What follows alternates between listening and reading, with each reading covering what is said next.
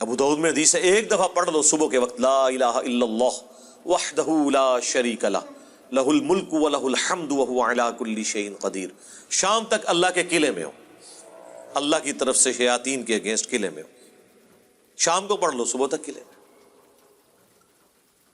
ابو داؤد ترمذی میں ہے کہ جو شخص صبح اور شام تین دفعہ آخری 3 سورتیں پڑھ لیتا ہے، ہر چیز سے اسے کفایت کر جائیں گی.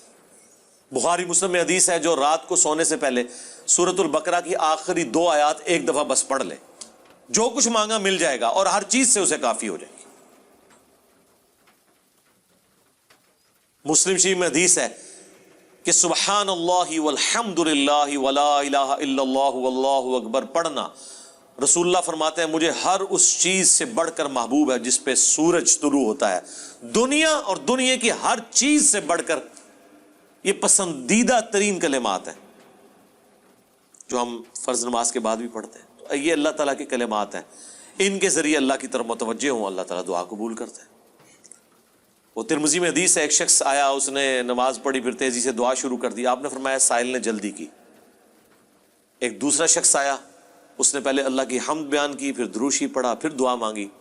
فرمایا سل تعطا، سل تعطا، مانگ تجھے دیا جائے گا، مانگ تجھے دیا جائے گا.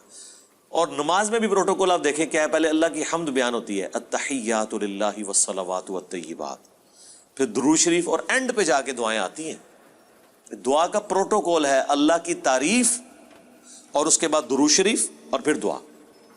اس کے بغیر دعا قبول نہیں ہوتی. اور جس نے تیزی سے دعا کی تھی نا، ترمذی میں حدیث ہے، پھر حضور نے اسے بلایا اور سمجھایا کہ پہلے اللہ کی حمد بیان کرو، پھر مجھ پر درود شریف پڑھو، پھر اللہ کی طرف متوجہ ہو، اللہ دعا قبول کرے گا. کسی مزار پہ جانے کی ضرورت نہیں میرے بھائی، گھر بیٹھے اللہ کی حمد اور درود شریف کے ساتھ آپ اللہ کی طرف متوجہ ہوں.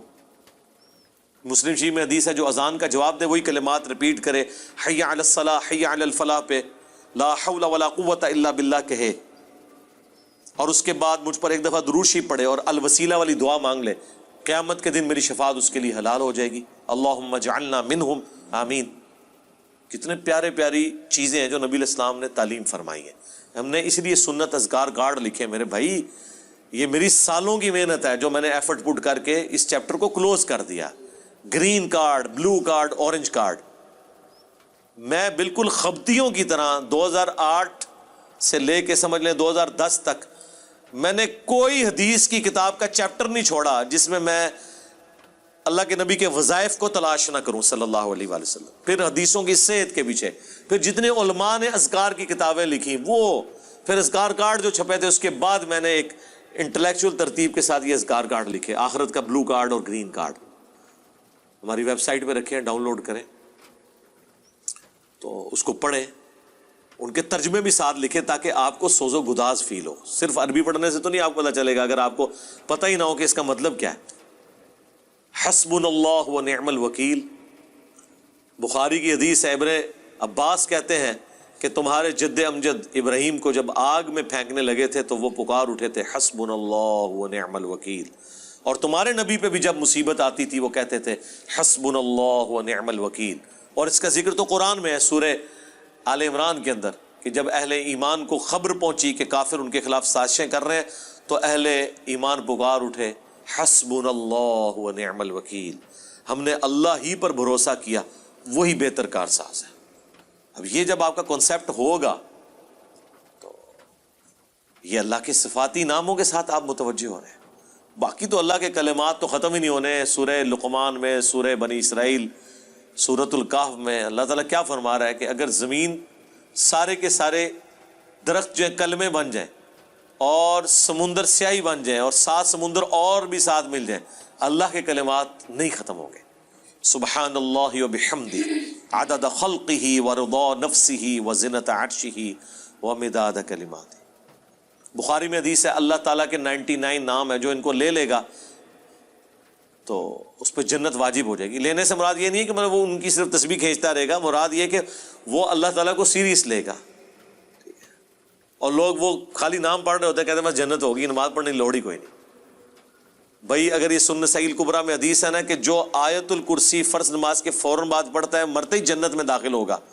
جنت اور اس کے درمیان صرف موت کا وقفہ ہے، تو اس کے لیے نماز بھی پڑھنی پڑے گی. صرف آیت الکرسی پڑھنے سے کچھ نہیں ہونا۔ تو یہ اللہ تعالیٰ ہمارا تمام اچھے نام اللہ کے لیے، ان کو اس کے ناموں کے ساتھ پکارو۔ سورۃ الحشر کی آخری 3 آیات پھر احادیث میں بھی آئے ہیں، سنن ابی داؤد میں حدیث، ترمذی میں، کہ جو شخص ان کلمات کے ساتھ متوجہ ہوتا ہے، اللہم انی اسألک بانک انت اللہ لا الہ الا انت الاحد الصمد الذی لم یلد ولم یولد ولم یکن لہ کفوا احد، تو اللہ تعالیٰ اس کو واپس نہیں کرتا۔ ترمذی میں آیا لا الہ الا انت سبحانک انی کنت من الظالمین، اللہ واپس نہیں کرتا۔